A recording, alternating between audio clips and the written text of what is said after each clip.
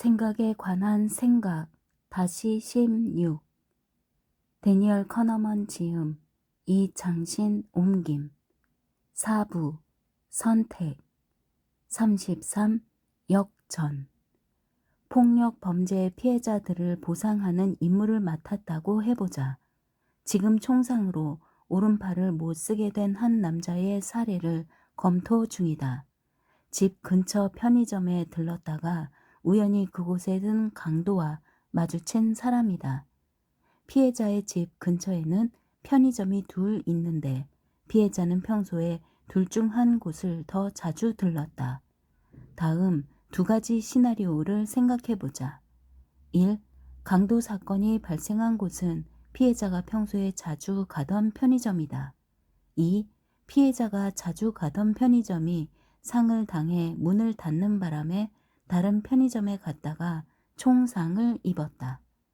피해자가 어느 편의점에서 총을 맞았는가가 보상에 영향을 미쳐야 할까? 사람들은 이 경우에 두 가지 시나리오를 동시에 비교하는 공동평가로 판단을 내린다. 그런데 만약 두 번째 시나리오가 더 높은 보상을 받을 자격이 있다고 생각한다면 거기에 더 높은 달러 가치를 매겨야 한다고 해보자. 사람들은 거의 만장일치로 두 상황에 똑같이 보상해야 한다고 말한다. 불구가 된 피해를 보상하는데 사건이 일어난 장소가 무슨 상관이란 말인가? 사람들은 두 시나리오를 동시에 평가함으로써 피해자 보상과 관련 있는 요소를 가려내는 자신의 도덕적 원칙을 점검한다. 대다수 사람이 생각하기에 장소는 피해자 보상과 관련이 없다. 명확한 비교가 필요한 상황에서 흔히 그렇듯이 이 문제에서도 사람들은 시스템 2를 동원하고 느리게 생각한다.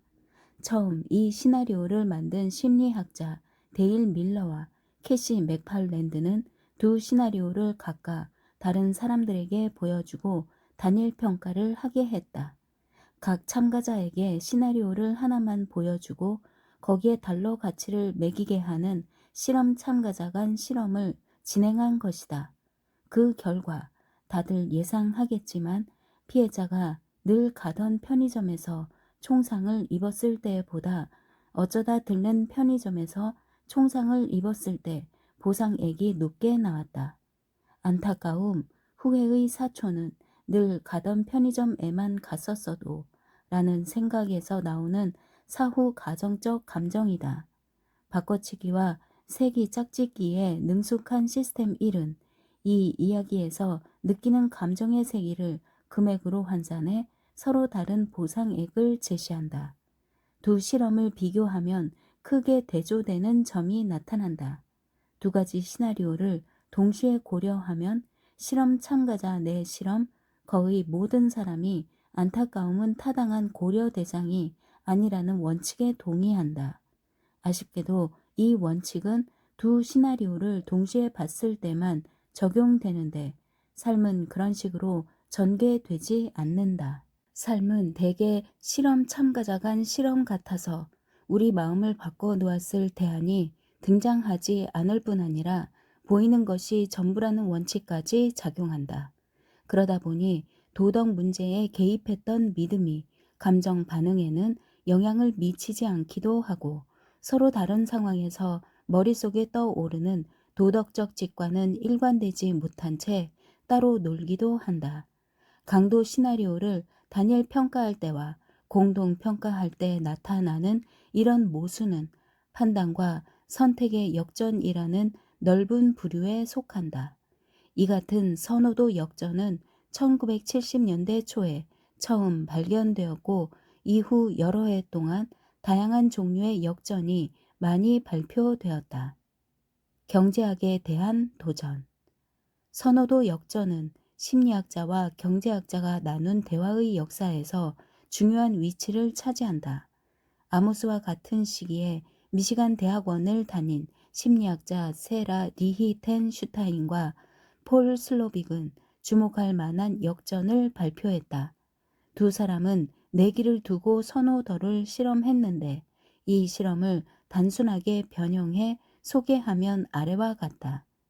36개 칸으로 나뉜 룰렛을 이용한 다음 두 가지 내기 중 하나를 선택해야 한다. 내기 A. 160달러를 딸 확률 36분의 11. 15달러를 잃을 확률 36분의 25. 내기 B. 40달러를 딸 확률 36분의 35. 10달러를 잃을 확률 36분의 1. 안전한 내기와 위험한 내기 중의 선택이다. 많지 않은 액수를 딸 거의 확실한 확률의 내기냐, 아니면 큰 돈을 딸 낮은 확률과 적은 돈을 잃을 높은 확률의 내기냐. 둘 중 하나를 골라야 한다. 사람들은 대개 안전을 추구하는 성향이 강해 상당수가 B를 선택한다. 이제 두 가지 내기를 따로 생각해 보자. 이 내기를 소유했다면 최소 얼마의 내기를 팔겠는가? 누구와도 협상을 하지는 않는다는 점을 명심하라. 그러니까 내기를 흔쾌히 포기할 최저 가격을 결정해야 한다. 실제로 해보라. 이때 내기에서 얼마를 딸 수 있는가가 가장 중요한 요소이고, 내기의 가치는 그 값을 기준점 삼아 정해진다. 실험 결과 예상대로 판매가는 B보다 A가 높게 나타났다. 선호도 역전이다. 둘 중 하나를 택할 때는 A보다 B를 택하지만 내기를 소유하고 있다고 상상하면 B보다 A에 더 높은 값을 매긴다. 강도 시나리오에서처럼 선호도 역전이 일어나는 이유는 공동평가를 하면 단일 평가에서는 그다지 두드러지지 않는 한 가지 요소, 즉 내기 A가 내기 B보다 덜 안전하다는 사실에 주의를 집중하기 때문이다. 평소에 안 가던 편의점에 들른 피해자의 안타까움이나 상금을 기준점으로 삼는 행위처럼 단일 평가에서 판단을 좌우하던 특징들이 공동평가에서는 두드러지지 않거나 무관한 요소가 되어버린다. 단일 평가에는 시스템 1의 감정 반응이 개입하기 쉽고, 신경 써서 세심하게 비교해야 하는 공동평가에서는 시스템 2가 개입한다. 선호도 역전은 실험 참가자 내 실험에서 확인된다. 실험 참가자들은 양쪽 세트의 가격을 매기기도 하고 둘 중 하나를 선택하기도 한다. 이들은 자신의 행동에 일관성이 없음을 눈치채지 못하는데, 그런 상황에서 이들의 반응이 재미있다. 세라 리텐슈타인은 1968년에 실험을 진행하면서 참가자들을 대상으로 면담을 했는데, 이 면담은 이 분야의 고전으로 전해진다. 실험 참가자들은 두 개의 내기 중에 하나를 선택해 놓고 이어서 바로 전에 자기가 선택한 내기를 자기가 포기한 내기로 바꾸기 위해 기꺼이 돈을 더 지불하려는 행위를 반복했다. 실험 진행자는 당혹스러워하는 이들을 대상으로 긴 이야기를 나누었다. 합리적인 이콘이라면 당연히 선호도 역전을 보이지 않을 것이고, 따라서 이 현상은 합리적 행위자 모델과 그 모델에 기초한 경제 이론에 도전했다. 이 도전은 무시될 수도 있었지만 무시되지 않았다. 선호도 역전이 발표되고 몇 년이 지나 존경받는 경제학자 데이비드 그레더와 찰스 플롯이 리텐슈타인과 슬로빅이 설명한 현상을 직접 연구한 뒤에 그 결과를 권위 있는 아메리칸 이코노믹 리뷰에 실었다. 리텐슈타인과 슬로빅의 연구는 아마도 경제학자들의 주목을 끈 최초의 실험 심리학 연구였을 것이다. 그레더와 플롯의 논문 도입부는 학자가 쓴 논문치고는 이례적으로 극적이었는데, 그 의도는 명백했다. 경제학자들이 관심을 보여야 할 자료와 이론 한 무더기가 심리학계에서 개발되었다. 그 자료는 액면 그대로 받아들인다면 선호 이론과 맞지 않으며 경제학 내 연구 우선순위에 시사하는 바가 크다. 이 논문에는 그 심리학자들의 연구가 경제학에 적용하기에 적절치 않다는 점을 증명할 목적으로 만든 일련의 실험에서 나온 결과를 실었다. 그레더와 플롯은 리텐슈타인과 슬로빅이 발견한 내용을 설명할 가설 13개를 나열하고 그것을 검증하기 위해 용의 주도하게 만든 실험을 소개했다. 이들의 가설 중에는 실험 주체가 심리학자들인 탓에 그런 결과가 나왔다는 가설도 있었다. 심리학자들이 보기에는 당연히 거만한 태도였다. 여러 개 중에 마침내 살아남은 단 하나의 가설은 두 심리학자가 옳다는 가설이었다. 그레더와 플롯은 표준 선호 이론의 관점에서 보면 이 가설이 가장 만족스럽지 않다는 사실을 인정했다. 개인의 선택은 당시 상황에 좌우된다는 점을 인정해 일관성 논리를 정면으로 위배하기 때문이었다. 이 놀라운 결과로 경제학 이론의 토대가 되는 단정이 제대로 도전을 받았으니 경제학자들은 범민에 차서 자아를 탐색하겠거니 생각하기 쉽다. 그러나 심리학과 경제학을 비롯한 사회과학 분야는 그런 식으로 돌아가지 않는다. 이론에 대한 믿음은 강고해서 기존 이론을 진지하게 부정하려면 한 가지 당혹스러운 발견만으로는 부족하다.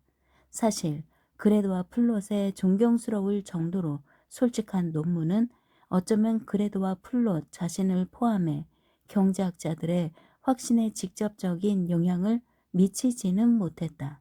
그러나 경제학자들이 심리학 연구를 진지하게 받아들이고 학문의 경계를 넘어 더욱 진전된 대화를 나누려는 자세를 보이는 계기가 되었다. 범주. 존은 키가 큰 편인가? 존의 키가 150cm라면 나이에 따라 답이 달라진다. 6살이면 아주 큰 편이고 16살이면 아주 작은 편이다. 시스템 1은 관련 기준을 자동적으로 끄집어내고 키가 크다는 의미를 자동적으로 조절한다. 그런가 하면 범주를 넘나들며 세기를 짝짓기해 다음 질문에 답할 수도 있다. 존의 키에 비해 이 식당 음식은 얼마나 비싼가? 이때 답은 존의 나이에 달렸다. 존이 6살일 때보다는 16살일 때 식당 음식은 훨씬 덜 비싸다. 그런데 아래 경우를 보자. 존은 6살이다. 키는 150cm다. 짐은 16살이다. 키는 155cm다. 단일 평가라면 존은 키가 아주 크고 짐은 크지 않다는데 누구나 동의한다. 두 경우는 비교 기준이 다르기 때문이다. 그런데 존은 짐에 비해 키가 큰가? 라고 둘을 직접 비교해 물으면 그렇지 않다고 대답할 것이다. 놀랄 것도 모호할 것도 없는 답이다. 그런데 다른 상황에서 어떤 대상이나 사건이 비교 맥락을 스스로 구성하다 보면 심각한 문제에서 일관성 없는 선택이 나올 수 있다. 단일 평가와 공동 평가가 항상 서로 일치하지 않는다거나 판단은 늘 뒤죽박죽이라고 생각해서는 안 된다. 우리가 사는 세상은 6살짜리 남자아이라든가 탁자라든가 하는 여러 범주로 나뉘고 범주마다 기준이 있다. 판단과 선호도는 범주 안에서는 일관되지만 범주가 다른 대상을 비교하고 평가할 때는 일관성을 이룰 수 있다. 예를 들어 다음 세 질문에 대답해 보라. 사과와 복숭아 중에 어느 것을 더 좋아하는가? 스테이크와 전골 중에 어느 것을 더 좋아하는가? 사과와 스테이크 중에 어느 것을 더 좋아하는가? 첫째, 둘째 질문은 같은 부류에 속한 대상을 묻기 때문에 바로 대답할 수 있다. 게다가 단일 평가에서 나온 순위, 사과를 얼마나 좋아하는가와 복숭아를 얼마나 좋아하는가를 그대로 적용했을 수도 있다. 사과와 복숭아가 모두 과일 이미지를 떠올리기 때문이다. 서로 다른 과일이 똑같은 기준에 따라 비교되고 공동평가뿐 아니라 단일평가에서도 암묵적으로 서로 비교되니 선호도 역전은 없다. 이런 범주 내 질문과 달리 사과와 스테이크를 비교할 때는 고정된 답이 없다. 사과와 복숭아 조합과 달리 사과와 스테이크 조합은 자연스러운 대체물이 아니며 똑같은 욕구를 충족하지도 않는다. 어떤 때는 스테이크가 먹고 싶고 어떤 때는 사과가 먹고 싶지만 스테이크를 먹는다고 사과를 먹고 싶은 욕구가 해소되거나 사과를 먹는다고 스테이크를 먹고 싶은 욕구가 해소된다고 보기 힘들다. 신뢰하는 조직에서 이메일을 하나 받았다고 상상해 보자. 아래 명분에 기부를 해 달라는 내용이다. 많은 돌고래 서식지가 오염되어 돌고래 개체수가 감소하리라 예상됩니다. 돌고래에게 오염되지 않은 번식지를 마련해 주기 위해 민간 기부의 특별 기금을 조성했습니다. 이 문제를 보고 무엇이 연상되었는가? 비슷한 다른 명분이 알게 모르게 머릿속에 떠올랐을 것이다. 특히 멸종 위기 종을 보존하려는 프로젝트가 떠올랐기 쉽다. 그리고 시스템 1이 자동적으로 좋음 대 나쁨 차원의 평가를 내리고 머릿속에 여러 동물이 떠오르면서 그 가운데 돌고래의 순위가 막연하게 자리 잡을 것이다. 돌고래는 이를테면 족제비과의 패럿이나 뱀 또는 잉어보다 훨씬 사랑스러워서 저절로 비교 대상이 되는 종들 가운데 꽤 높은 순위에 오른다. 여기서 대답해야 하는 것은 잉어보다 돌고래를 더 좋아하느냐가 아니라 돈의 가치다. 물론 과거에도 비슷한 요청을 받았던 경험으로 미루어 이 요구에 절대 응하지 않을 사람도 있을 수 있다. 하지만 아주 잠깐만 이 요청을 수락했다고 상상해 보자. 다른 많은 어려운 질문이 그렇듯이 돈의 가치를 평가해야 하는 질문도 바꿔치기와 세기 짝짓기로 해결할 수 있다. 돈과 관련한 질문은 어렵지만 그보다 쉬운 문제는 얼마든지 있다. 돌고래를 좋아한다면 돌고래를 살린다는 명분에 호감을 느낄 것이다. 그 다음에는 저절로 돌고래를 좋아하는 정도가 기부 정도로 바뀌어 금액이 떠오른다. 과거에 환경과 관련해 기부했을 때 그 금액이 정치 기부나 모교 미식축구팀 기부와는 달랐을 수 있다. 우리는 기부금이 어느 정도면 내게 아주 큰 액수이고 어느 정도면 큰 액수이거나 적당한 액수 또는 적은 액수인지도 가늠할 수 있다. 그리고 특정 종에게 느끼는 감정의 크기도 있다.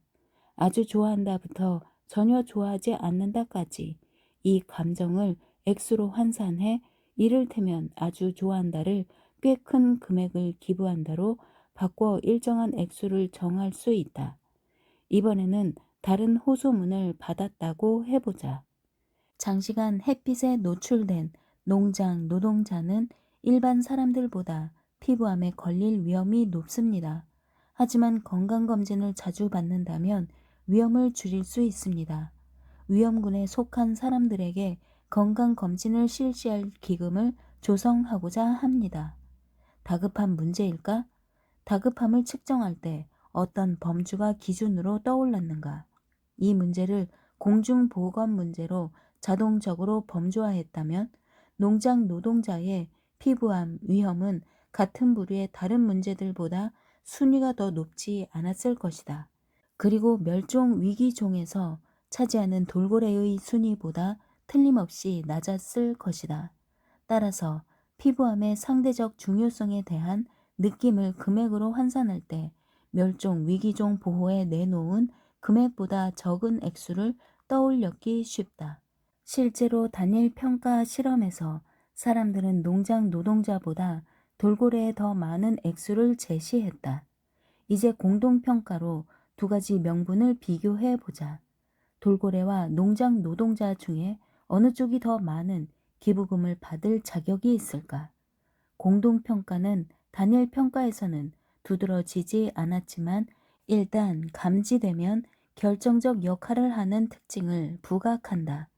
농장 노동자는 인간이고 돌고래는 인간이 아니다. 당연한 사실이지만 단일 평가에서는 영향을 미치지 않는 특징이다.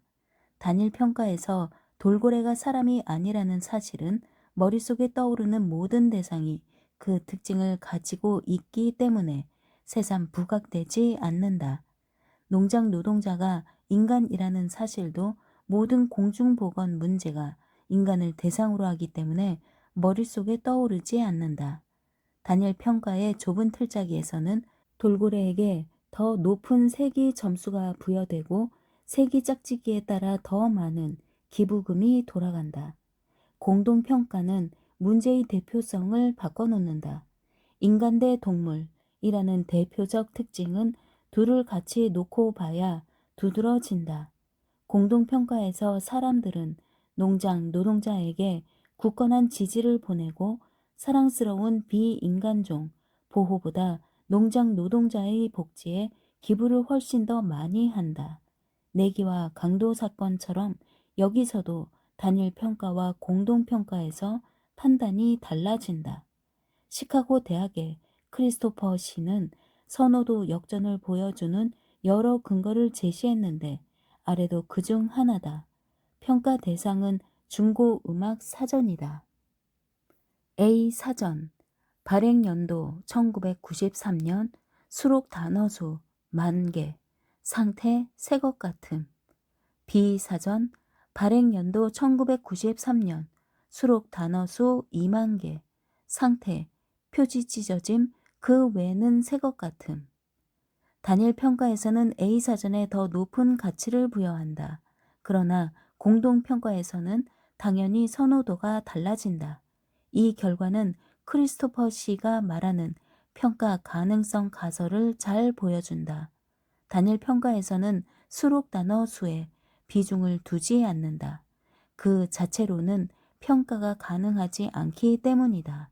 반면 공동평가에서는 그 점에서 비사전이 낮다는 사실이 금방 드러나고 수록 단어 수는 표지 상태보다 훨씬 중요하다는 사실도 명백해진다. 부당한 역전 법 집행에서도 여러 영역에서 예상 가능한 일관되지 못한 판단이 곧잘 나온다. 그 증거는 모의 배심원단 연구를 비롯한 여러 실험에서 그리고 입법 규제, 소송의 여러 유형을 관찰한 결과에서 찾을 수 있다.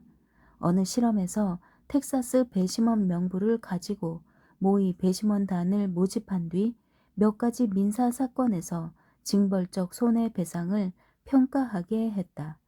이때 신체상해 사건과 금전적 피해 사건을 한 쌍으로 제시했는데 두 가지 시나리오 중에 하나를 먼저 평가하게 하고 그 다음에 쌍을 이루는 다른 사건을 마저 보여주면서 둘을 비교하게 했다. 아래는 그중 한 쌍을 요약한 것이다. 사건 1. 한 아이가 성냥을 가지고 놀다가 파자마에 불이 붙어 중간 정도의 화상을 입었다. 파자마를 생산한 회사는 파자마를 만들 때 방염 처리를 제대로 하지 않았다. 사건 2. 한 은행의 비양심적 거래로 다른 은행이 $10,000,000 손해를 보았다. 참가자 절반은 우선 단일 평가로 사건 1부터 판단한 뒤에 공동 평가로 두 사건을 비교했다. 다른 절반은 같은 방식으로 사건 2부터 판단했다. 단일 평가에서 배심원들은 화상을 입은 아이보다 사기를 친 은행에 더 큰 징벌적 손해배상을 내렸는데 아마도 금전적 피해 규모가 기준점으로 작용해 높은 액수를 부과하지 않았나 싶다. 그러나 두 사건을 같이 놓고 검토하자 개인 피해자를 향한 동정심이 기준점 효과를 압도해 화상 사건의 손해배상 금액을 올려 은행 사건보다 더 높게 책정했다. 이런 식으로 여러 쌍을 평가해 평균을 내보니 상해 피해자가 받을 손해배상 금액은 공동평가 때가 단일평가 때보다 2배 이상 높았다. 아이가 화상을 입은 사건을 따로 떼어놓고 본 배심원들은 자신이 느낀 감정의 세기에 맞는 금액을 제시했다. 이들은 아이에 대한 손해배상이 금융기관에 대한 거액의 손해배상에 비춰볼 때 적절치 않아 보일 것이라고는 예상하지 못했다. 공동평가에서 은행에 대한 손해배상은 은행의 손해 규모를 기준점 삼아 일정하게 유지되지만 화상을 입은 아이에 대한 손해배상은 아이에게 상해를 입힌 부주의가 촉발한 분노를 반영해 증가했다. 이제까지 보았듯이 합리성은 일반적으로 더 광범위하고 더 포괄적인 틀에서 나오며 공동평가는 단일평가보다 분명히 더 광범위하다. 물론 누군가 내가 보는 정보를 통제하고 내 선택에서 큰 이익을 챙길 수 있다면 공동평가를 조심해야 한다. 영업사원은 고객에게 상품을 보여주는 방식을 조작하면 선호도에 지대한 영향을 미칠 수 있다는 사실을 재빨리 터득한다. 이런 의도적인 조작을 제외하면 시스템 2가 개입하는 비교 판단은 보통 시스템 1의 감정의 세기를 반영하는 단일 평가보다 일관될 가능성이 높다. 사람들은 어떤 조직이 신중한 판단을 이끌어내려 한다면 판단을 내리는 사람에게 개별 사건을 평가하는 데 필요한 광범위한 맥락을 제시하겠거니 예상하게 마련이다. 그런데 나는 캐스 선스타인에게서 징벌적 손해배상을 평가하는 배심원들은 다른 사례를 고려하는 것이 노골적으로 금지된다는 말을 듣고는 깜짝 놀랐다. 법체계는 심리학의 상식과 반대로 단일 평가를 선호했다. 선스타인은 직업안전보건국이나 환경보호청 등 미국 정부 조직이 부과하는 행정처벌을 비교했다. 그리고 이렇게 결론 내렸다. 같은 범주 안에서 보면 적어도 피해가 심할수록 처벌도 무거워야 한다는 점에서는 처벌 내용이 지극히 타당해 보였다. 직업안전과 보건 관련 법을 위반한 경우를 보면 가장 큰 처벌은 위반을 반복할 때, 그 다음 큰 처벌은 위반이 의도적이고 심각할 때, 그리고 가장 가벼운 처벌은 꼭 필요한 기록을 남기지 않았을 때 내려진다. 그러나 처벌 정도는 기관마다 큰 차이를 보였는데 공정성에 대한 전반적 관심보다 정치와 역사가 반영된 결과였다. 노동자의 안전과 관련한 규제를 심각하게 위반했을 때 과태료는 최고 7,000달러인 반면 야생 조류 보전법을 위반했을 때 과태료는 최고 25,000달러다. 이런 금액은 같은 기관 내의 다른 처벌과 비교하면 타당하지만 다른 기관과 비교하면 이상하다. 이번 장에 소개한 다른 예도 그렇듯이 넓은 틀에서 두 경우를 동시에 비교할 때만 이런 앞뒤가 안 맞는 상황을 발견할 수 있다. 행정처벌 체계는 같은 기관 안에서 보면 일관되지만 여러 기관을 통틀어 보면 들쭉날쭉하다. 역정과 관련한 말들. 에어컨의 용량을 나타내는 열량 단위 BTU가 얼마나 다양한지를 직접 보기 전까지 그 열량 단위는 내게 아무 의미도 없었다. 역시 공동평가는 필수다. 당신은 그의 연설이 탁월했다고 말한다. 그의 다른 연설과 비교했기 때문이다. 하지만 다른 사람의 연설과 비교하면 그는 아직도 멀었다. 더 넓은 틀에서 보면 더 합리적인 결정을 내릴 수 있을 때가 많다. 각 경우를 따로 떼어서 생각하면 시스템 1의 감정 반응에 좌우되기 쉽다. 34. 틀과 사실. 2006년 월드컵 결선에서 이탈리아와 프랑스가 맞붙었다. 다음 두 문장은 그 결과를 나타낸다. 이탈리아가 이겼다. 프랑스가 졌다. 두 진술은 의미가 같은가? 그 답은 전적으로 의미의 의미가 무엇인가에 달렸다. 논리적 추론으로 보면 경기 결과를 묘사한 두 진술은 똑같은 실제 상황을 가리키고 있어서 서로 바꿔 쓸 수 있다. 철학적으로 말하면 두 진술의 진리 조건은 동일하다.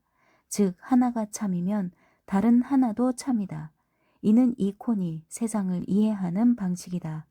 이콘의 믿음과 선호도는 사실에 근거한다. 특히 이콘이 선택하는 대상은 그것을 묘사하는 말에 영향을 받지 않는 실제 세계다. 의미를 다른 각도에서 보면 이탈리아가 이겼다와 프랑스가 졌다는 같은 의미가 전혀 아니다.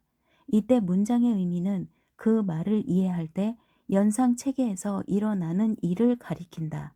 두 문장은 명백히 다른 연상작용을 일으킨다. 이탈리아가 이겼다고 말하면 이탈리아 팀이 생각나고 승리 요인이 떠오른다.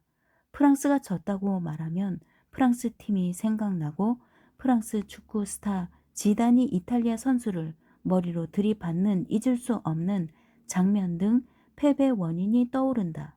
문장이 일으키는 연상작용, 그러니까 시스템 1이 문장에 반응하는 과정으로 보면 두 문장의 진짜 의미는 다르다.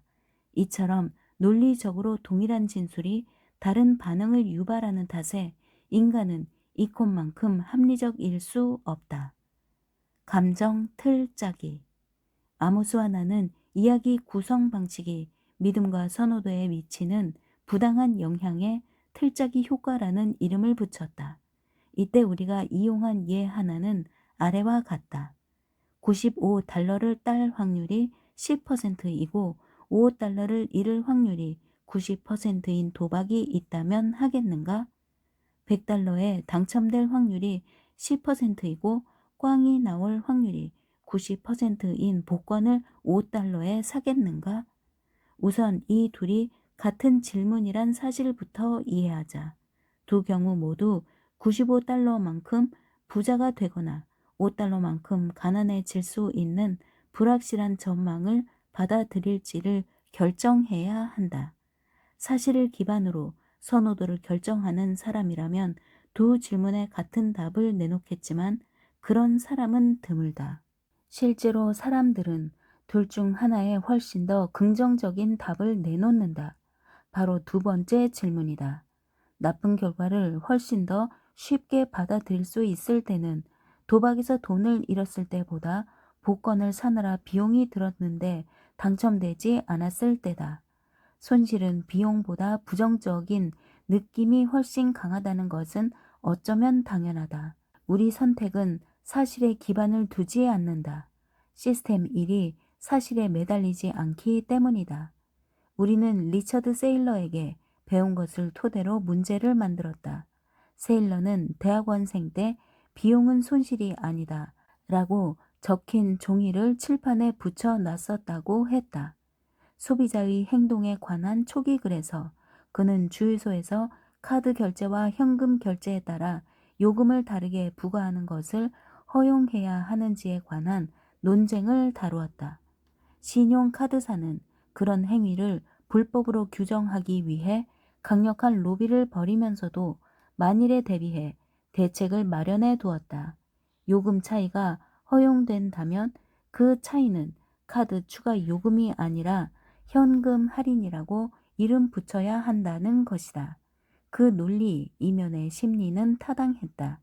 사람들은 추가 요금 지불보다 할인 포기를 더 흔쾌히 택할 것이다. 이 둘은 경제적으로는 같을지 몰라도 감정적으로는 다르다. 유니버시티 칼리지 런던의 신경과학자 팀은 틀짜기 효과 연구에 뇌의 여러 영역별 활동 기록을 접목한 훌륭한 실험을 실시했다. 이들은 신뢰할 만한 뇌 반응 수치를 얻기 위해 많은 문제를 동원해 실험했다. 그림 14는 그중 한 문제의 두 가지 틀을 나타낸다. 우선 실험 참가자에게 일정한 금액을 받았다고 상상하라고 한다. 여기서는 50파운드라고 하자. 그런 다음 확정된 결과를 택할지 아니면 돌림판을 돌리는 도박을 택할지 결정하게 한다. 도박을 택한다면 돌림판이 흰색에서 멈췄을 때 애초에 50파운드를 그대로 다 받고 검은색에서 멈췄을 때는 한 푼도 못 받는다. 확정된 결과를 택한다면 도박의 기대값을 무조건 받는데 돌림판에서 흰색이 나올 확률은 40%여서 기대값은 20파운드다. 그림 14는 도박이 아닌 확정된 결과를 설명한다. 확정된 결과는 두 가지 방법으로 틀을 짤 수 있다. 20파운드를 갖는다고 하거나 30파운드를 잃는다고 하거나 이 두 가지 틀의 객관적 결과는 정확히 똑같고 사실만으로 판단하는 이코는 두 가지 틀에 똑같은 방식으로 반응해 틀에 상관없이 확정된 결과를 택하거나 도박을 택한다. 그러나 인간의 머릿속은 사실에만 매달리지 않는다는 것을 우리는 이미 알고 있다. 인간은 단어에 따라 끌리거나 회피하는 성향이 있어서 시스템 1은 똑같은 확정된 결과를 놓고도 갖는다라고 표현하면 끌리지만 잃는다라고 표현하면 회피하는 편향을 보인다. 이 실험은 수많은 질문으로 구성되었고 각 참가자에게 갖는다와 잃는다라는 두 가지 틀 중에 선택하는 문제를 여러 개 제시했다. 예상대로 참가자 20명 모두 어느 정도 틀짜기 효과를 보였다. 갖는다 라고 틀짜기를 하면 무조건 받는 확정된 결과를 택하는 경우가 많고 잃는다 라고 틀짜기를 하면 도박을 택하는 경우가 많았다. 하지만 참가자들이 다 같지는 않아서 틀짜기에 유독 영향을 많이 받는 사람이 있고 사실에 기초해 틀과 상관없이 같은 선택을 하는 사람이 있었다. 이에 따라 참가자 20명을 합리성 지수라는 노골적인 제목 아래 순위를 매겼다. 실험에서 참가자가 결정을 내릴 때마다 뇌 활동을 기록했는데 반응 결과는 두 가지 범주로 나뉘었다. 1.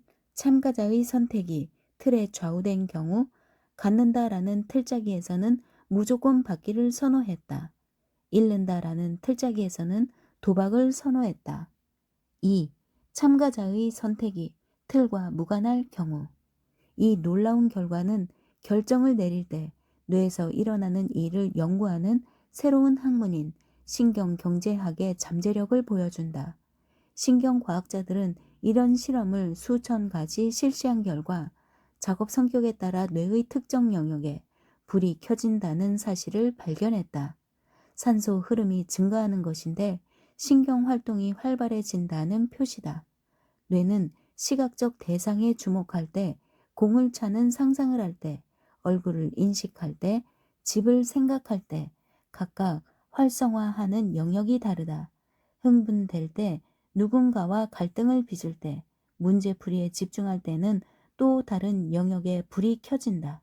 신경과학자들은 뇌의 이 부분은 이런저런 일을 한다는 말을 조심스레 피해가지만 뇌의 영역별 성격에 대해 많은 것을 알아냈고 뇌 활동 분석으로 심리 해석에 크게 기여했다.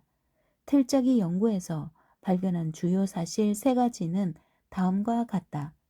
흔히 흥분과 연관되는 영역, 편도체는 참가자의 선택이 틀에 좌우될 때 활발해지는 성향을 보였다. 감정이 많이 실린 갖는다와 잃는다라는 말은 그 즉시 확정된 결과를 택하거나 이익으로 틀짜기할 때 확정된 결과를 피하는 손실로 틀짜기할 때 성향을 유발한다. 감정 자극은 편도체에 빠르게 접근하는데 편도체는 시스템 1 개입을 암시하는 강력한 증거다. 뇌에서 갈등, 자제력과 연관된다고 알려진 영역, 전측 대상회는 참가자가 자연스러운 행동을 하지 않았을 때, 그러니까 잃는다라고 명시되었는데도 확정된 결과를 택했을 때 더욱 활발해졌다. 시스템 1의 성향을 거스르면 갈등을 유발하는 모양이다. 틀짜기 효과에 덜 민감한 가장 합리적인 참가자들은 뇌의 앞부분에서 활동이 증가했다. 결정을 이끄는 논리적 추론과 감정을 결합한다고 알려진 영역이다. 놀랍게도 합리적 인간은 신경에서 갈등하는 증거가 강하게 드러난 사람이 아니었다. 엘리트 참가자들은 항상은 아니지만 자주 별다른 갈등 없이 사실을 기반으로 결정을 내리는 것으로 보인다. 이 연구는 실제 선택과 신경 활동을 함께 관찰함으로써 단어가 불러일으키는 감정이 어떻게 최종 선택으로 새어 나가는지를 훌륭히 보여준다. 아모스와 하버드 의과대학에서 동료들과 함께 실시한 실험은 감정 틀짜기의 고전이다. 실험에 참가한 의사들에게 폐암의 두 가지 치료법인 수술과 방사선 치료의 결과를 담은 통계 자료를 나눠주었다. 5년까지의 생존율을 보면 수술이 분명히 더 효과적이지만 단기적으로 보면 수술이 방사선 치료보다 더 위험하다. 이때 참가자 절반에게는 생존율을 보여주고 절반에게는 똑같은 정보를 사망률로 바꿔 보여주었다. 이를테면 수술의 단기적 결과를 아래의 두 가지 방식으로 보여주었다. 한 달 생존율은 90%다. 첫 달에 사망할 확률은 10%다.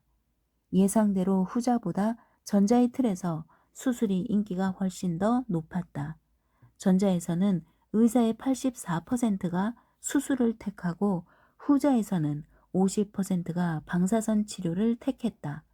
두 가지 설명은 누가 봐도 논리적으로 똑같고 사실을 기반으로 결정을 내리는 사람이라면 전자에서든 후자에서든 같은 선택을 할 것이다. 그러나 앞에서 보았듯이 시스템 1은 감정이 실린 단어에 무심하지 않다. 사망률은 나쁘고 생존율은 좋다. 그리고 생존율 90%는 희망적인데 사망률 10%는 끔찍하다. 이 연구에서 발견한 중요한 사실은 의사도 의학 지식이 없는 일반 사람들, 환자나 경영대학원생 등 만큼이나 틀짜기 효과에 휘둘린다는 것이다. 의학 교육도 틀짜기의 위력 앞에서는 무용지물이 분명하다. 갖는다, 잃는다, 연구와 생존율, 사망률, 실험은 한 가지 중요한 점이 달랐다. 뇌 영상 연구에서는 참가자들에게 서로 다른 틀로 만든 문제를 여러 개 제시했다. 이들은 주의를 분산시키는 틀짜기 효과를 인식할 기회도 있었고 잃는 양을 갖는 양으로 치환한다든가 하는 흔한 틀을 적용해 문제를 단순화할 수도 있었다. 그러려면 똑똑해야 그리고 시스템 2가 긴장해야 할 텐데 그 어려운 일을 해낸 소수의 참가자들은 그 실험이 찾아낸 합리적 행위자일 것이다. 반면에 생존율이라는 틀에서 두 가지 치료법의 통계를 본 의사들은 같은 통계를 사망률이라는 틀에서 봤더라면 다른 선택을 하지 않았을까 고민할 만한 이유가 없었다. 틀을 다시 짜는 일은 번거롭고 시스템 2는 보통 게으르다. 특별한 이유가 없는 한 우리는 대부분 제시된 틀에 따라 수동적인 결정을 내리고 그러다 보니 우리 선호도가 어느 정도나 사실보다 틀에 좌우되는지를 발견할 기회도 드물다. 공허한 직관. 아모스와 나는 논문에서 우리가 논의한 틀짜기를 소개하며 아시아 질병 문제로 알려진 예를 들었다. 미국이 이례적인 아시아 질병에 대비한다고 상상해 보자. 이 질병이 발생하면 600명이 사망하리라 예상된다. 이 질병에 맞설 프로그램이 두 가지 제안되었는데 그 둘의 결과를 과학적으로 정확히 예측한 수치가 다음과 같다고 해보자. 프로그램 A를 채택하면 200명을 살릴 것이다. 프로그램 B를 채택하면 600명을 살릴 확률이 3분의 1이고 한 명도 못 살릴 확률이 3분의 2다. 응답자의 상당수는 프로그램 A를 선택한다. 이들은 도박보다 정해진 결과를 더 좋아한다. 이번에는 프로그램 결과를 다른 틀로 바꿔 제시한다. 프로그램 A를 채택하면 400명이 사망할 것이다. 프로그램 B를 채택하면 한 명도 사망하지 않을 확률이 3분의 1이고 600명이 사망할 확률이 3분의 2다. 두 가지 틀을 자세히 비교해 보라. 프로그램 A와 A는 결과가 같다. 프로그램 B와 B도 같다. 그런데 두 번째 틀에서는 대다수가 프로그램 B를, 즉 도박을 택한다. 두 가지 틀에서 선택이 달라지는 현상은 전망 이론에 딱 들어맞는다. 전망 이론에 따르면 도박과 확정된 결과를 놓고 선택할 때는 그 둘의 결과가 좋은가 나쁜가에 따라 선택이 달라진다. 결과가 다 좋으면 도박보다 확정된 결과를 선호하는 성향이 있고 위험 회피, 결과가 다 부정적이면 확정된 결과를 거부하고 도박을 선택하는 성향이 있다. 위험 추구. 이 결론은 돈이 걸린 문제에서 도박과 확정된 결과를 놓고 선택하는 경우에 이미 입증되었다. 이 질병 문제는 목숨을 구하느냐 잃느냐로 결과를 따질 때도 똑같은 규칙이 적용된다는 것을 보여준다.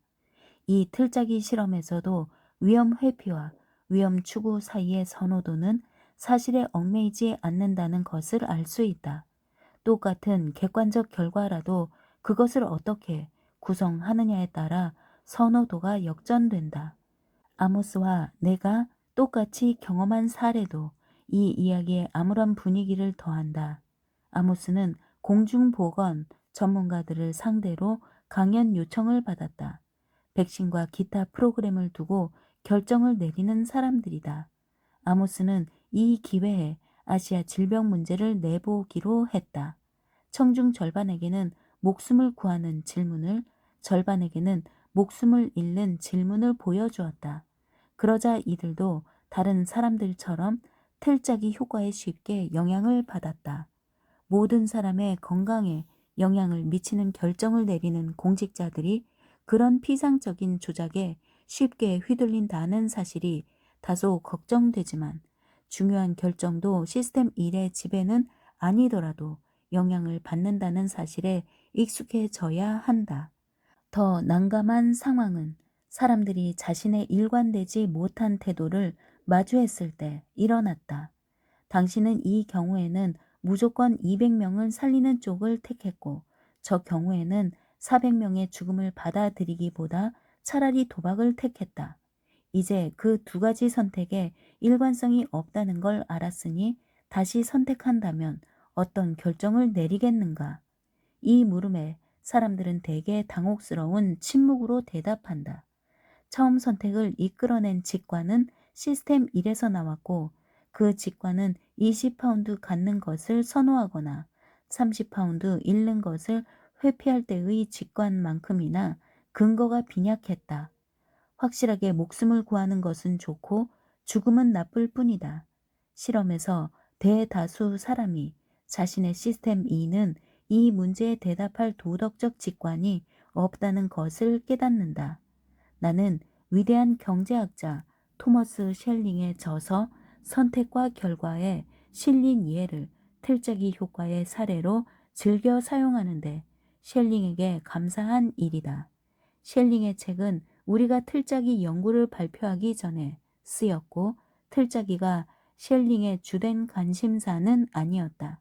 그는 세법과 관련해 자녀가 있는 경우에 세 공제를 주제로 하버드 케네디 스쿨에서 강의하던 때의 경험을 털어놓았다. 셸링은 학생들에게 모든 자녀가 표준 공제 대상이며 공제액은 납세자의 소득과 별개라고 말해주었다. 그는 학생들에게 아래 질문에 의견을 물었다. 가난한 사람보다 부자가 자녀 공제를 더 많이 받아야 할까? 학생들은 부자가 공제를 더 많이 받는 일은 있을 수 없다고 생각했고 아마 다른 사람들도 대개는 그렇게 생각할 것이다. 다음으로 셸링은 세법이 자의적이라는 점을 지적했다. 이 법은 자녀가 없는 가정을 기준으로 정해놓고 자녀 수에 따라 세액을 공제해 준다. 그런데 자녀가 둘인 가정을 기준으로 삼을 수도 있다. 이렇게 되면 자녀가 둘이 안 되는 가정이 세금을 추가로 내야 한다. 셸링은 이제 이렇게 물었다. 자녀가 없는 가난한 가정은 자녀가 없는 부자 가정과 동일한 추가 세금을 내어야 할까? 학생들은 이 질문에도 앞의 질문만큼이나 거세게 반발했고 역시 다른 사람들도 그렇게 생각할 것이다. 그런데 셸링은 두 질문에 동시에 반대하면 논리적으로 앞뒤가 안 맞는다고 설명했다. 두 가지 질문을 붙여놓고 보라. 자녀가 없는 가정이 낼 세금과 자녀가 둘인 가정이 낼 세금의 차이는 첫 번째 경우는 감소로, 두 번째 경우는 증가로 나타날 것이다. 첫 번째 경우에서 자녀가 있는 가정은 가난한 사람도 부자와 똑같은 또는 더 큰 혜택을 받아야 한다고 생각한다면, 두 번째 경우에서는 자녀가 없는 가정은 가난한 사람도 부자와 적어도 똑같은 추가 세금을 내야 한다고 말해야 한다. 여기에 시스템 1이 작동한다는 것을 알 수 있다. 시스템 1은 부자와 가난한 사람의 문제에 즉각 반응한다. 헷갈리면 가난한 사람을 편들라. 셸링인의 문제의 놀라운 점은 간단해 보이는 이 도덕 규칙이 신뢰할 만하지 않다는 것이다. 문제가 어떤 틀로 짜여지는가에 따라 같은 문제에 상반된 답이 나온다. 그렇다면 이제 어떤 질문이 나올지 알만하다. 틀짜기에 따라 답이 달라진다면 세법은 자녀 문제에서 부유한 가정과 가난한 가정을 어떻게 다뤄야 할까? 여기서도 다시 한번 말문이 막힐 것이다. 부자와 가난한 사람의 차이를 고민하는 도덕적 직관은 있지만 이 직관은 임의의 기준점에 따라 작동할 뿐 진짜 문제를 고민하지 않는다. 실제 상황을 반영한 이 문제는 각 가정이 세금을 얼마나 내야 하는지, 세법의 그물망을 어떻게 채워야 하는지를 묻는다. 사람들은 이 문제 해결에 지침이 될 설득력 있는 도덕적 직관이 없다. 도덕적 감정은 틀짜기에 사실 자체보다는 사실 묘사에 좌우된다. 틀짜기의 본질이 던지는 메시지는 엄중하다. 틀짜기를 근본적인 선호도를 가리거나 왜곡하는 개입으로 보아서는 안 된다는 것이다. 적어도 이 경우에는 그리고 아시아 질병 문제와 폐암의 두 가지 치료법 문제에서도 틀짜기가 가리거나 왜곡하는 근본적인 선호도 따위는 없다. 우리 선호도는 일정한 틀로 짜여진 문제에 관한 것이고 도덕적 직관은 묘사에 관한 것이지 본질에 관한 것이 아니다. 좋은 틀. 모든 틀이 다 같은 것은 아니다. 똑같은 사실을 묘사할 때 또는 생각할 때 분명히 더 나은 틀이 있다. 아래 한 쌍의 문제를 보자. 한 여성이 80달러짜리 연극표를 2장 샀다. 극장에 도착해 지갑을 열어보니 표가 없다. 이 여성은 연극을 보기 위해 다시 표 2장을 살까? 한 여성이 한 장에 80달러 하는 연극표를 2장 사려고 극장에 간다. 극장에 도착해 지갑을 열어보니 표를 사려고 넣어둔 160달러가 없어 가슴이 철렁 내려앉는다. 신용카드를 쓸 수는 있다. 이 여성은 표를 살까? 두 문제 중 하나만 본 응답자는 이야기를 구성하는 틀에 따라 다른 결론을 내린다. 표를 잃어버린 여성 이야기를 본 사람들은 대부분 그 여성이 연극을 안 보고 그냥 집에 가리라고 생각하고, 돈을 잃어버린 여성 이야기를 본 사람들은 대부분 표를 사서 연극을 볼 것이라고 생각한다. 이에 대한 설명은 이제 익숙하다. 이 문제에는 심리적 계좌와 매몰 비용 오류가 담겼다. 틀이 다르면 심리적 계좌도 다르고 손실의 중요성은 그 손실이 어느 계좌에서 처리되느냐에 달렸다. 특정 연극의 표를 잃어버렸다면 당연히 그 연극과 연관된 계좌에서 처리된다. 비용은 2배가 될 테고 연극 한 편을 보는 비용치고 비싸다. 반면에 현금을 잃어버렸다면 일반 수익 계좌에서 처리된다. 이 여성은 자신이 생각했던 것보다 아주 약간 더 가난해지는데 이때 자문할 내용은 가처분 재산이 약간 줄면 표를 사려는 결심이 바뀌겠느냐는 것이다. 응답자 대부분은 그렇지 않을 것이라고 생각했다. 위 이야기 중에 현금을 잃어버린 이야기는 좀 더 합리적인 결정을 이끌어낸다. 이 틀짜기가 좀 더 나은 이유는 손실은 비록 표를 잃어버린 경우라도 매몰로 처리되고 매몰 비용은 무시해야 하기 때문이다. 과거 이력은 문제가 아니며 현재 주어진 선택과 그 선택에 예상되는 결과만이 문제될 뿐이다. 무엇을 잃어버렸든 중요한 것은 지금은 지갑을 열기 전보다 덜 부자라는 사실이다. 표를 잃어버린 사람이 내게 조언을 해달라고 한다면 나는 이렇게 말하겠다. 같은 액수의 돈을 잃어버렸다면 표를 다시 사겠습니까? 사겠다면 지금 가서 표를 새로 사세요. 더 넓은 틀과 포괄적 계좌로 생각하면 대개는 더 합리적인 결정이 나온다. 다음은 두 가지 틀이 서로 다른 수학 직관을 촉발하는 예다. 두 직관 중 하나는 다른 하나보다 월등히 우수하다.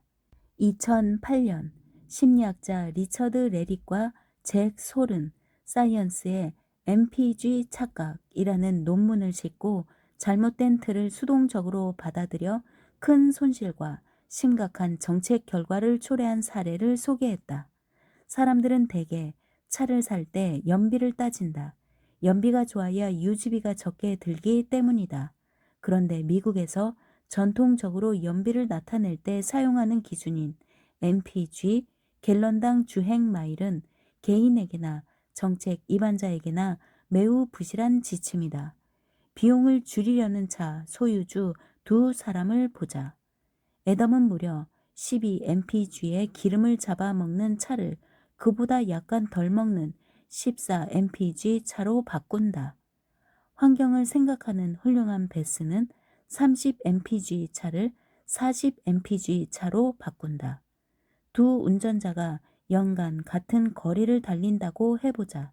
차를 바꿔서 기름을 더 많이 절약하는 사람은 누굴까? 사람들은 베스의 행위가 애덤보다 더 의미 있다고 생각하고 독자도 직관적으로 분명히 그렇게 느꼈을 것이다. 애덤은 2마일, 베스는 10마일을 줄였고 애덤은 6분의 1, 베스는 3분의 1을 줄였다. 그렇다면 이제 시스템 2를 써서 따져보자. 두 사람이 1만 마일을 달린다면 애덤은 833 갤런이라는 어마어마한 양에서 그래도 여전히 많은 양인 714 갤런을 소비해 119 갤런을 절약한다. 베스는 333 갤런에서 250 갤런으로 고작 83 갤런을 절약한다. 따라서 MPG는 잘못된 틀이며 마일당 소비 연료 갤런 또는 대부분의 나라가 사용하는 100km당 소비 연료 리터로 대체해야 한다. 레릭과 솔이 지적하듯 MPG가 촉발하는 잘못된 직관적 틀 탓에 자동차 구매자뿐 아니라 정책 입안자까지도 판단을 그르친다. 캐스 선스타인은 오바마 대통령 시절에 정보규제 사무국장을 지냈다. 그가 리처드 세일러와 함께 쓴 넛지는 행동경제학을 정책에 반영하는 기초 안내서다. 2013년부터 출시되는 모든 자동차에 붙은 열 소비율과 환경 스티커에는 미국 역사상 처음으로 마일당 소비 갤런 정보가 표시된다는 사실은 결코 우연이 아니다. 안타깝게도 친숙한 기존의 MPG 정보가 큰 글씨로 표시되고 새로 도입한 올바른 정보는 그 옆에 작은 글씨로 표기되지만 어쨌거나 올바른 정책 전환은 분명하다. MPG 착각이 발표되고 그 뒤 부분적으로나마 올바른 정책이 실행되기까지 걸린 5년이라는 시간은 아마도 심리학이라는 사회과학이 공공정책에 의미 있게 반영된 최고 속도로 기록될 것이다. 많은 나라에서 운전면허증에 사고로 사망할 경우 장기 기증을 할지 안 할지 표시해둔다. 이 표시 형식도 훨씬 더 나은 틀이 따로 있다. 장기를 기증할지 말지를 결정하는 일이 중요하지 않다고 말할 사람은 없겠지만 사람들 대부분이 별 생각 없이 이 선택을 한다는 명백한 증거가 있다. 유럽의 여러 나라에서 장기 기증률을 비교한 것이 그 증거인데 이 수치는 문화가 비슷한 이웃 나라들 사이에서도 크게 달랐다. 2003년에 나온 기사에서 오스트리아는 장기 기증률이 거의 100%인데 반해 독일은 12%에 그쳤고 스웨덴은 86%인데 반해 덴마크는 고작 4%였다. 이 엄청난 차이는 질문 형식이 유발한 틀짜기 효과다. 기증률이 높은 나라는 장기를 기증하고 싶지 않다면 기증 거부 칸에 따로 표시를 해야 하는 거부 선택 형식을 택한 나라다. 그러니까 이 간단한 조치를 하지 않으면 기증하겠다는 뜻으로 간주된다. 반면에 기증률이 낮은 나라는 기증하고 싶다면 기증 찬성 카드에 따로 표시를 해야 하는 찬성 선택을 택한 나라다. 이게 전부다. 사람들이 장기를 기증할지 안 할지를 예견하는 최고의 단일 지표는 해당 칸에 별도로 표시하지 않았을 때 자동으로 선택되는 기본 옵션을 무엇으로 지정했느냐다. 시스템 1의 특징으로 설명되는 다른 틀짜기 효과와 달리 장기 기증 효과는 시스템 2의 게으름으로 가장 잘 설명된다. 이미 결심이 선 사람들은 해당 칸에 표시를 하겠지만 질문에 대답할 준비가 되어 있지 않았다면 해당 칸에 표시를 할지 말지 애써 생각해 봐야 한다. 나는 장기 기증 여부를 표시할 때 해당 칸에 있는 수학 문제를 풀어야 한다면 어떨까 상상해 본다. 어떤 칸에는 2 더하기 2는? 라고 묻고 다른 칸에는 13 곱하기 37은? 라고 묻는다. 이러면 기증률은 틀림없이 요동칠 것이다. 구성 형식의 중요성을 인정한다면 정책적 고민이 생긴다. 어떤 형식을 택해야 할까? 답은 간단 명료하다. 장기 기증이 활발해야 사회에 이롭다고 생각한다면 운전자의 기증률은 100% 가까이 끌어내는 구성 형식과 4% 끌어내는 구성 형식을 두고 중립을 취하지는 않을 것이다. 이제까지 거듭 살펴보았듯이 중요한 선택은 해당 상황의 하찮은 특징에 좌우된다. 중요한 결정을 그런 식으로 내리고 싶지 않건만 정말 당혹스러운 일이다. 게다가 우리는 우리 생각이 그런 식으로 작동한다고 느끼지 않지만 인지 착각의 증거를 부정할 수는 없다. 이 증거를 합리적 행위자 이론과의 대결에서 승점으로 기록해 두자. 제대로 된 이론이라면 특정한 어떤 사건은 일어날 수 없다고 주장한다. 다시 말해 그 이론이 옳다면 그런 사건은 일어나지 않아야 한다.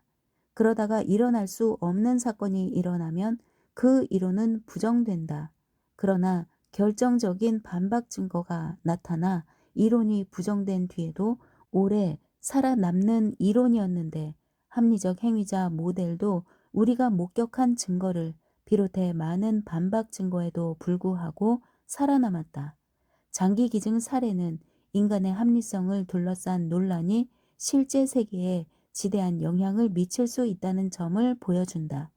합리적 행위자 모델을 신봉하는 사람들은 중요한 문제에서 선택을 어떤 식으로 제시하느냐는 당연히 선호도에 영향을 미치지 않는다고 생각하는데 이 점이 합리적 모델에 의문을 제기하는 사람들과의 중대한 차이다. 합리적 모델 신봉자들은 틀짜기에는 관심도 두지 않을 것이고 그러다 보니 우리는 더 안 좋은 결과를 심심찮게 떠안는다. 합리성에 회의적인 사람들은 그런 결과에 새삼 놀라지 않는다. 하찮은 것이 선호도를 결정하는 위력에 주목하도록 훈련된 덕이다. 이 책을 읽은 독자들도 그런 훈련이 되었으면 하는 게 내 바람이다. 틀, 그리고 사실과 관련한 말들. 돈을 얼마나 잃었는가가 아니라 얼마나 잃지 않았는가의 관점에서 결과를 틀짜게 한다면 결과를 더 긍정적으로 받아들일 것이다. 중거점을 바꾸어 문제의 틀을 다시 짜자. 우리가 그것을 소유하지 않았다고 상상해 보자. 그렇다면 그것의 가치를 어느 정도로 평가하겠는가? 손실을 일반 수익을 다루는 심리적 계좌에서 처리하라. 그러면 기분이 한결 나을 것이다. 그들은 자기들이 보내는 이메일을 받지 않으려면 수신 거부 칸에 표시하라고 말한다. 만약 이메일을 받으려면 수신 찬성 칸에 표시하라고 말한다면 이메일 발송 목록이 줄어들 것이다.